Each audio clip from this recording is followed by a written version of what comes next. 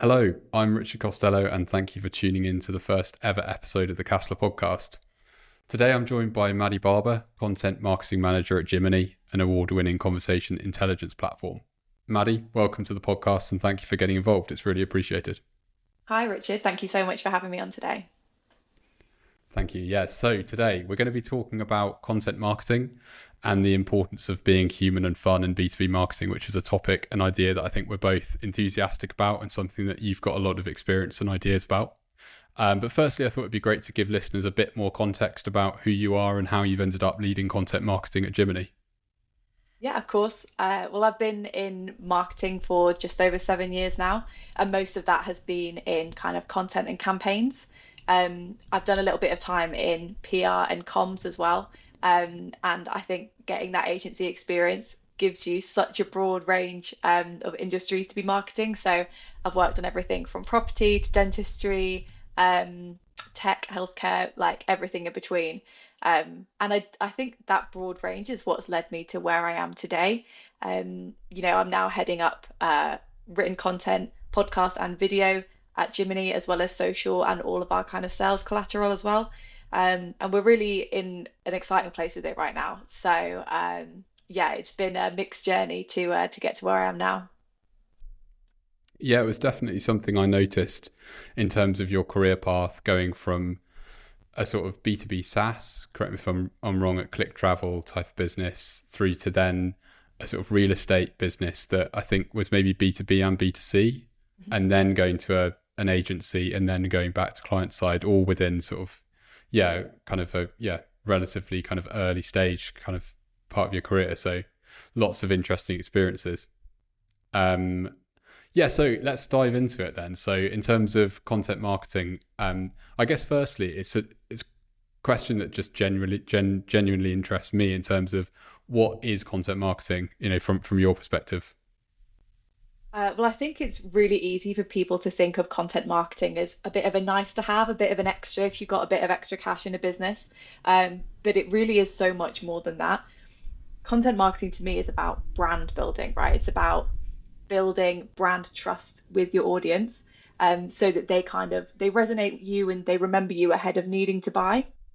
The best way I kind of heard this phrase was that when someone goes into a shop to buy something, they very rarely actually pick from the options that are in front of them in the shop. They're going into that purchase knowing in their head they've got a kind of consideration set of brands that they would consider buying in that moment.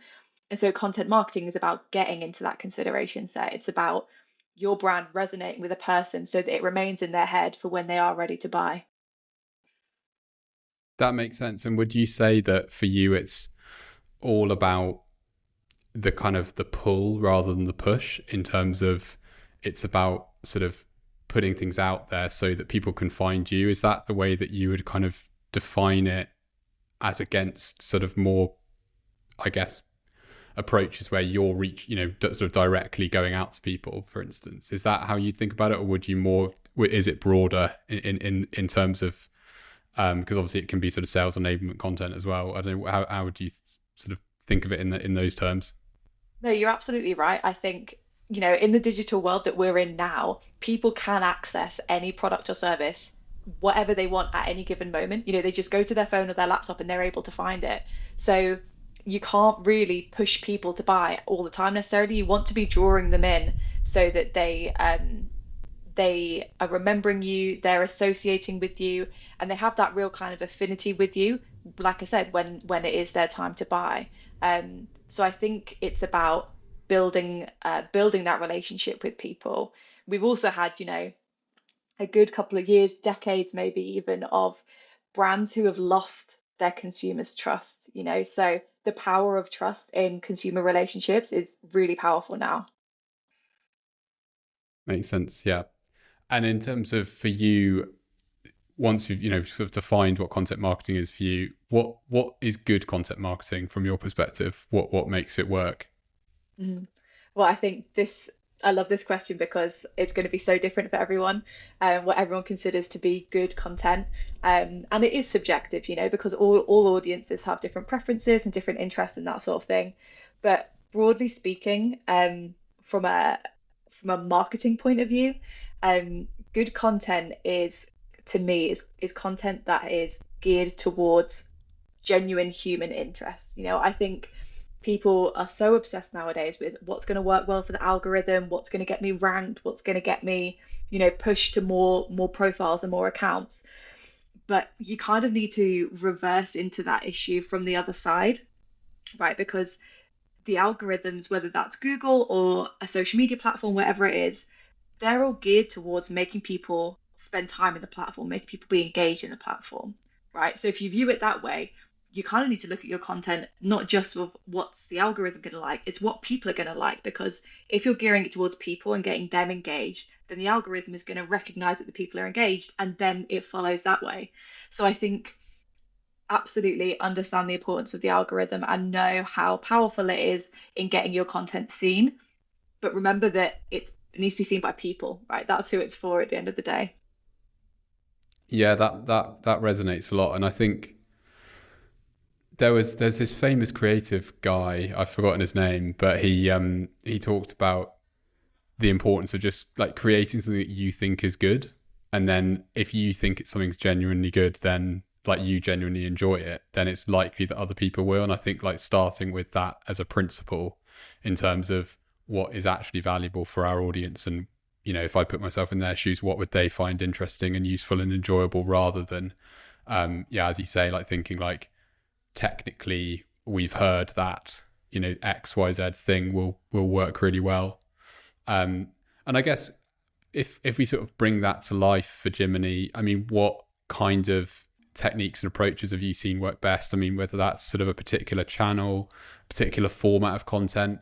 I've certainly, because I visited the Jiminny website, you've certainly got some very effective retargeting, because I've been on the receiving end of like ads on Instagram, Facebook. I think mainly those two actually, but quite substantial. So and I've seen some of the sort of the types of messaging around kind of, I guess, winning. That's kind of a big thing, and because obviously what Jiminny is all about, which we can come on to in a bit later. But I guess if we think about kind of this year to date, what have you kind of been seeing work? Hmm. Well, hopefully the messages that you've been seeing in those ads that we've been targeting you with, Yeah. is kind of a strategy that we're really employing at the moment, and that's just really aligning ourselves with the language that our customers use. So in B2B, traditionally people use a lot of jargon. It's very kind of KPIs, metrics, whatever it is, and we kind of took that message and took what that is in the B2B sense and just translated it into a very human way. So when you go onto our website, what you'll see as a headline is, we want to help you win more deals because losing deals sucks, right? It sucks. Okay. And that's not a phrase that you would necessarily hear in like really high powered boardrooms. But actually, when you're on the sales floor and you lose a deal, it sucks, right? That's the language that people talk about and the kind of language that people use. And I think we've played more and more into that as we've gained the confidence to do it. And it's resonated really well with people. That kind of tagline for us has captured a lot of interest. So that's working really well for us at the moment. Yeah, it certainly sticks in your head and stands out, because I and it's also the coherence of it being on the the leading thing on the homepage, and then also that being in the advertising. I mean, in your role around sort of content marketing, would you say that, how does that work in terms of how do you tie in what you're doing from a content perspective with what you're doing from a kind of digital advertising?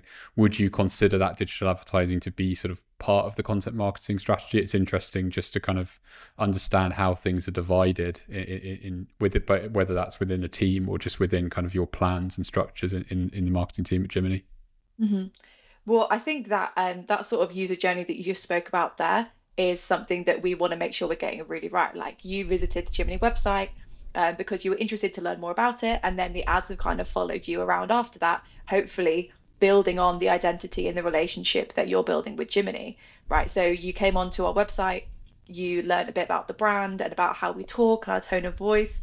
And what we want to really make sure is that then every touch point you have with us flows from that it's all consistent, and then it builds a really human relationship with you, instead of you getting really sick of our ads because we're just hounding you with message after message after message.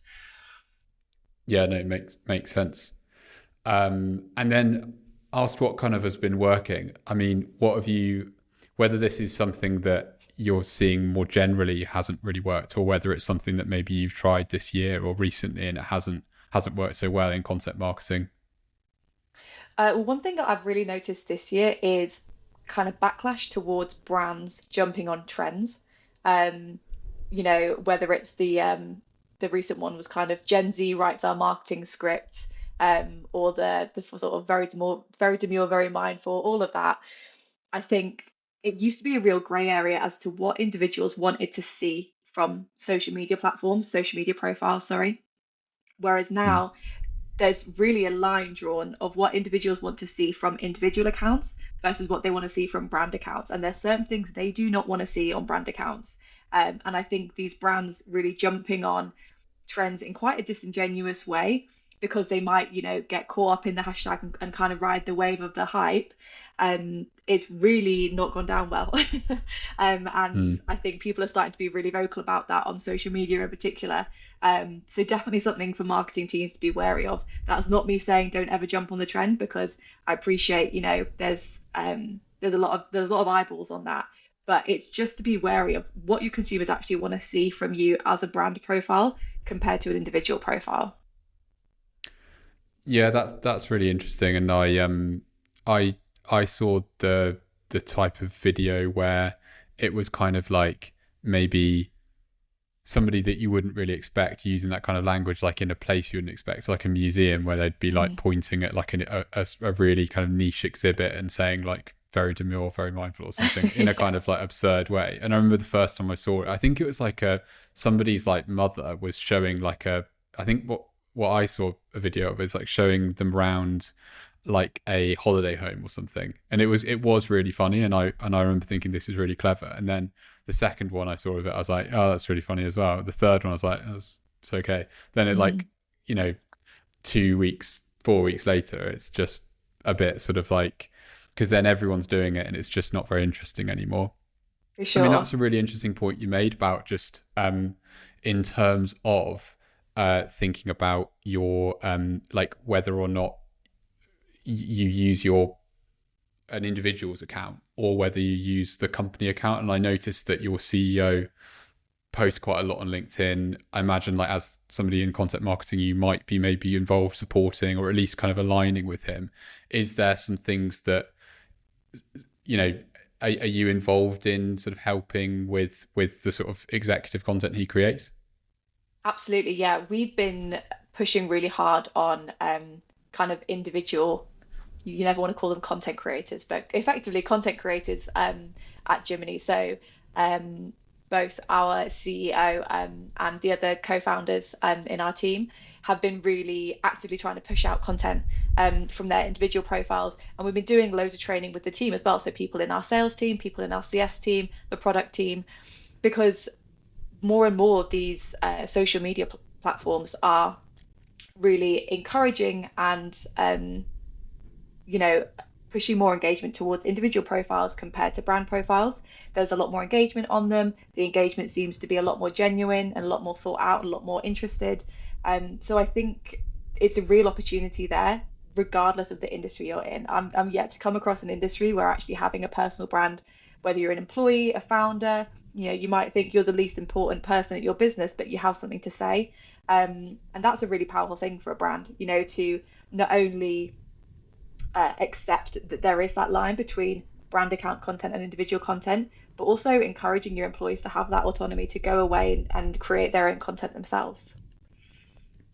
Yeah, that makes sense. And are you seeing better sort of engagement from your CEO's account, for instance, versus the company account? Or is, because what I've seen quite a lot of people talking about, particularly on LinkedIn, is that LinkedIn's algorithm favors individual accounts over company accounts. So it makes more sense to sort of invest time and energy in sort of, yeah, somebody like your CEO or your account or other people's, rather than, and then maybe sort of obviously post something from the company account. But is that sort of how do you see that question in terms of what would you advise people to do if they're thinking about starting out with content marketing? Should they be focusing on their own individual people's or the company one?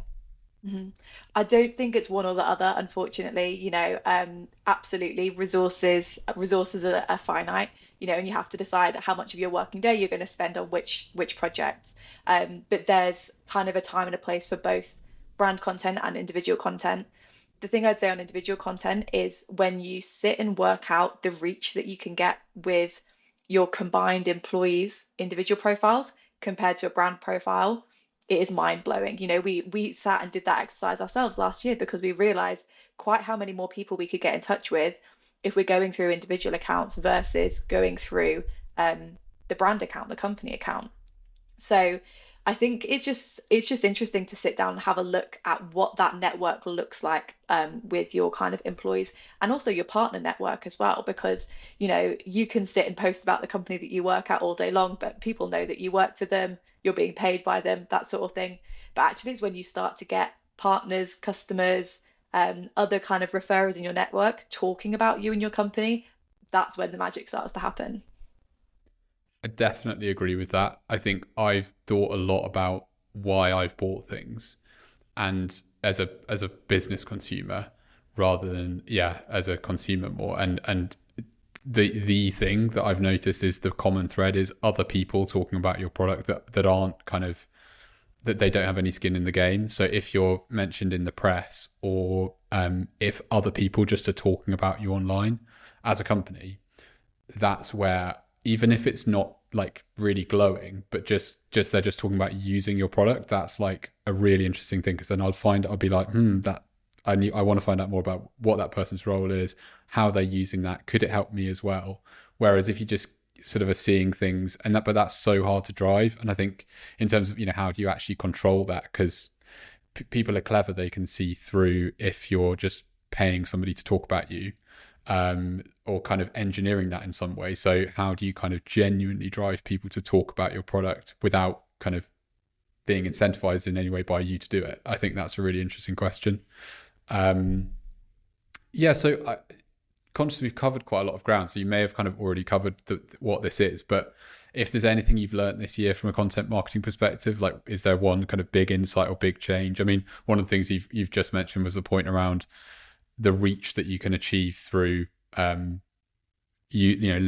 employee accounts as well as the company accounts. Is there anything else that kind of comes to mind as a big thing that you might have kind of uncovered this year? Mm. I think the other kind of biggest learning that I've had in the past 12 months is kind of about brand reputation, I suppose. And it's very easy as marketers to kind of let our ego take over and want to create the most groundbreaking individual piece of content, whether it's, this incredible blog post or this social media post that you think is going to go viral or whatever it is.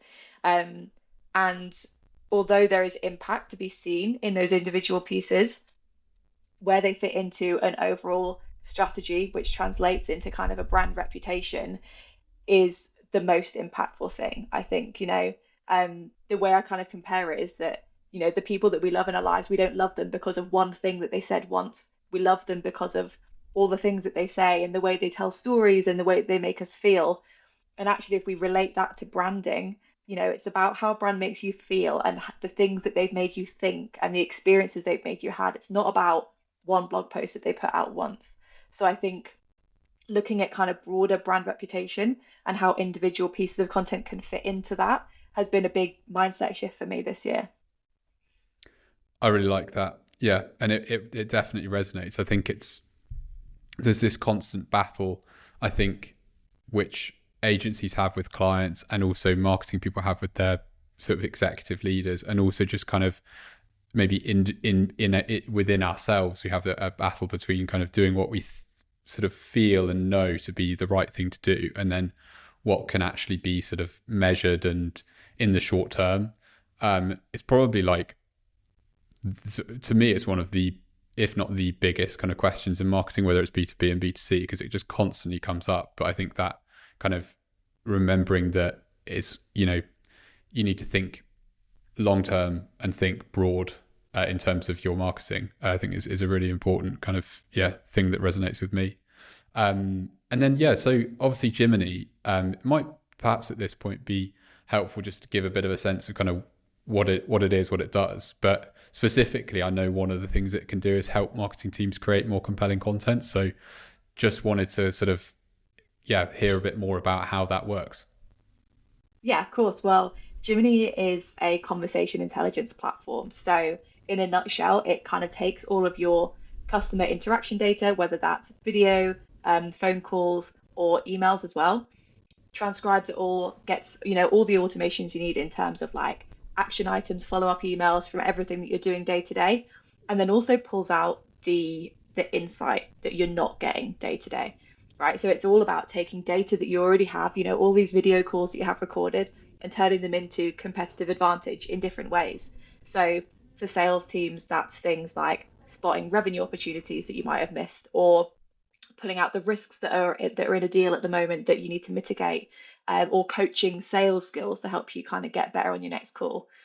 Whereas for marketers, it's about, I'm not going to sit there and watch all of the sales team's calls every hour of every day. But what I can do is with Jiminny, hear about when our customers are talking about our competitors, or hear about when there's a new feature that they would really like, or, a new pain point or problem that they're coming across in their day to day that we could be solving. So that's where it's really powerful for marketers, is really helping us get in touch with our customers' world, hear what they're talking about and thinking about day to day, so that the content we create and the marketing we do can really resonate with them, on kind of a personal level.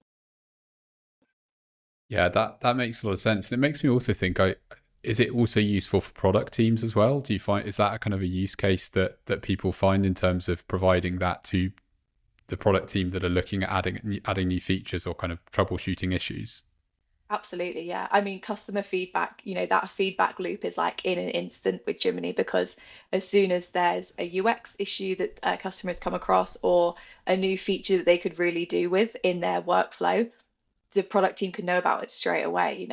I think it's it's actually really hard to gather feedback, for businesses in kind of this day and age, despite, all these review platforms and word of mouth on LinkedIn and all these different places. So the quicker we can kind of close that feedback loop between what customers are saying and what they want and what they need, and the team who are building the product and creating the content, the better. Yeah, it makes sense. And also, I guess in a very what seems to be a very competitive market as well, because I know there's particularly, I know, we discussed it the other day, but there's one other kind of big competitor, I guess, that at least I'm familiar with. So understanding kind of if it's very competitive, but loads of markets are like that, where you can get that edge of sort of iterating a little bit faster than competitors on the product will be really important. So coming up to the final few questions before we go on to the bonus questions, but what does a typical day look like for you in your role? And this is something that I was thinking is just interesting to understand, like a content marketer, software company, fast growth, venture backed. How does it look like? Yeah, I mean, I hate to give the cliche answer of every day is different, but every day really is different. We operate in a really small marketing team here at Jiminny, and the benefit of that is that you get to wear a lot of different hats and get a lot of experience in lots of different things, which is great. The difficulty comes with trying to juggle those different priorities. So, in terms of what my day to day look like, I always try and check in on kind of the headline figures or facts about all the different, things that I'm working on, whether that's the next podcast that we're recording, the new website pages that we're building, a new piece of collateral that the sales team need. Check in on where we're at with each of those projects, and then time block my day or time block my week out to make sure that we're really prioritizing the most impactful thing, at that given time. We work with a number of freelancers and agencies to make everything happen in our team. So making sure that we've got the right people working to the right deadline is really, really important. If we had a bigger team and endless hours, we'd just be able to kind of churn through all the different projects. But what's really important to us is kind of rating things based on what's going to have the most impact for our monthly, our quarterly targets, and choosing what work we do each day on that basis. Yeah, that makes a lot of sense. And I think that point about thinking about the most important things and then sort of blocking time for that, I think it's something that resonates. I think recently I've been thinking about, I guess, almost trying to do less things, but just making sure that they're the really important things. And also, I guess, yeah, maybe even thinking about working less, but just making sure that the things that you do are really important, and you're not just kind of like, I find like I can get into habits where I'm just going through like my emails, going back into like Slack or the various other sort of professional instant messaging platforms to kind of see, have I got anything there? Have I got anything there? Looking at to-do lists and so on, rather than just saying like, if there's like 3 or 4 things that I could do today, or even 1 or 2 things I could do today that would be really meaningful and push things forward, what would they be? And then just being like, I'm not going to do anything other than that. I'm not very good at it, but I think it's a good sort of thing to try and do, I think. Definitely. It's so hard, but you have to be so strict with yourself about these are the things that I'm going to get done by the end of the day. Yeah, it's definitely a big test of self-discipline, I think. Yeah, and then I find once you've done the big thing, the other things will often just kind of just happen quite easily, because you sort of, yeah, you've got the kind of big thing off your mind that you've done, and then you can, yeah, just like tidy up everything else. Yeah. So then another thing, and this was quite interesting because we're obviously both, well, we're not obviously both in Sheffield because we're actually recording this remotely, but we do both live in Sheffield, and you work remotely for a company in London. You go down, I think it's 1 day a week, and that is quite interesting. Possibly not super usual. I don't know. Maybe a lot of people are doing that, but it's just, when you mentioned it, it just kind of stuck in my head as being, it's quite interesting. It'd be interesting to kind of understand just how does that work? What are the benefits and maybe some of the drawbacks of that kind of model, or yeah, how do you make it work? Yeah, well, I absolutely love it. I think, in the role that I do, so much of my time needs to be creating, right? Like working on creative concepts, really getting into a kind of flow state to produce what I need to produce. And so having that balance of 4 days from home and 1 day down in London really works well for me because it means that I can spend a good chunk of my time really like focused in, no distractions, getting that work done. And then having 1 day a week in the office that is such an energy boost for me. It's a long day making my way down to London, and we normally have sort of meetings or brainstorms or whatever it is for that day when all the team is in. But they're great, because we get to check in with the sales team, the CS team, and get to know more about the conversations they're having and what kind of their priorities are. But I think it's also important to say that half of our company is actually based from an office over in Bulgaria. So we're very much remote first. Everyone knows that we need to not just work, but really effectively collaborate through video, through Zoom. So everyone has that remote collaboration kind of top of mind, which makes all the difference for me. Yeah, I think if you're sort of geared up to work in that way, and I think it sounds like it works well in terms of going in and having that sort of that 1 day a week. I mean, I think I've personally seen kind of both, I guess both kind of extremes, because when I started out my career was going into an office every day, and then started doing a tiny bit of remote work before COVID, and then went fully remote. Initially thought like, this is the future, this is going to be sort of what I do forever kind of thing. I can't imagine ever going back to an office. And then I probably have quite a moderate position about it. I think, yeah, sort of, I think we work in the office sort of most of the time together, but that's sort of mainly kind of because we are all here. I think if we weren't local, I think it would be different. But yeah, it certainly, it definitely resonates that you can get into things deeply if you're not.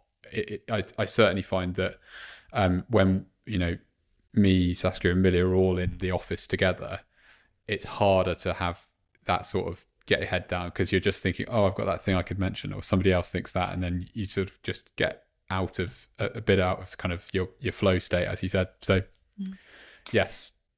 Yeah, the final couple of quick bonus questions. So again, this is one I was personally interested in. So if you could advise B2B businesses to do one thing in their marketing, what would it be? This is a really interesting question for me. And again, one that we've kind of had a bit of a change in strategy with this year.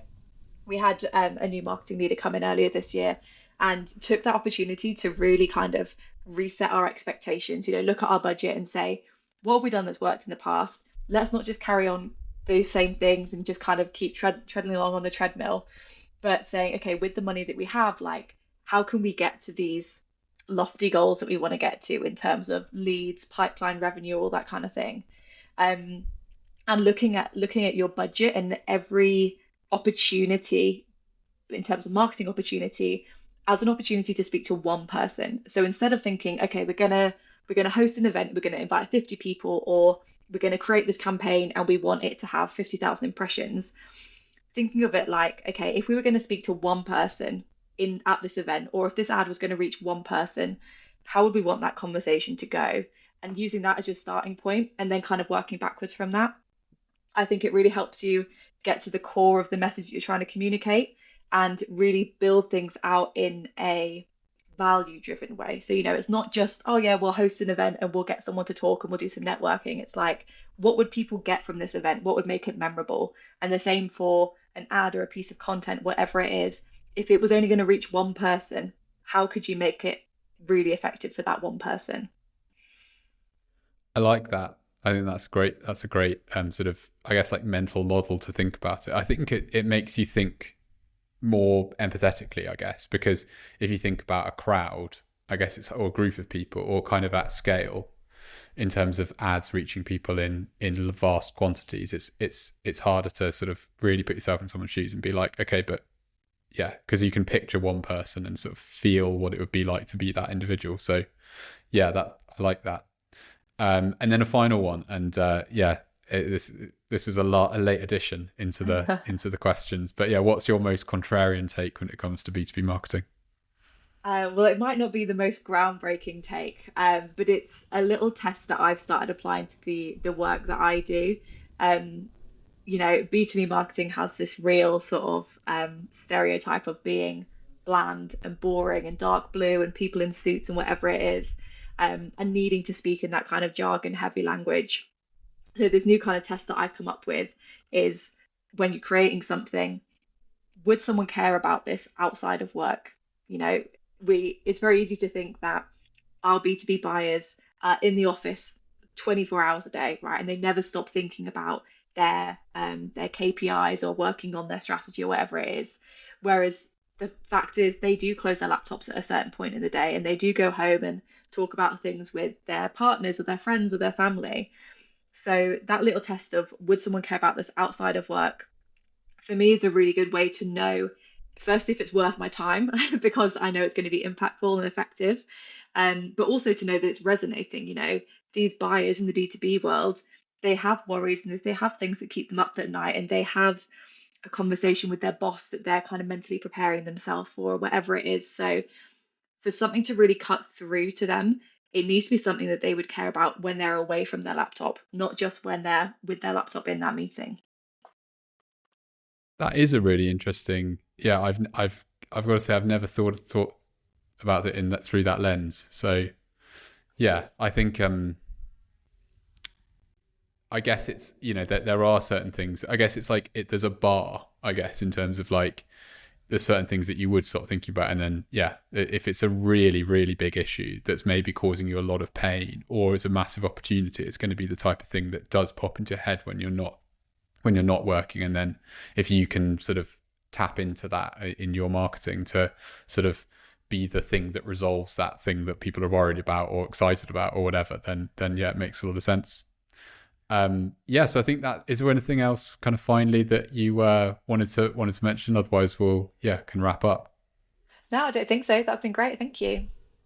Great, thank you. Well, yeah, thanks so much. It's been really, really interesting. Loved learning about the content marketing, your perspective on it, and also various other different bits and pieces. I guess finally, before we go, if people wanted to learn more about Jiminny and or kind of keep in touch with you, what's the best way for people to do that? Yeah, well, you can find me on LinkedIn as Maddy Barber, or you can find Jiminny on LinkedIn or at jiminny.com. Brilliant. Great. Well, yeah, thanks. And yeah, see you in the next episode. And yeah, speak to you soon, Maddy. Thank you so much. Cheers. Bye.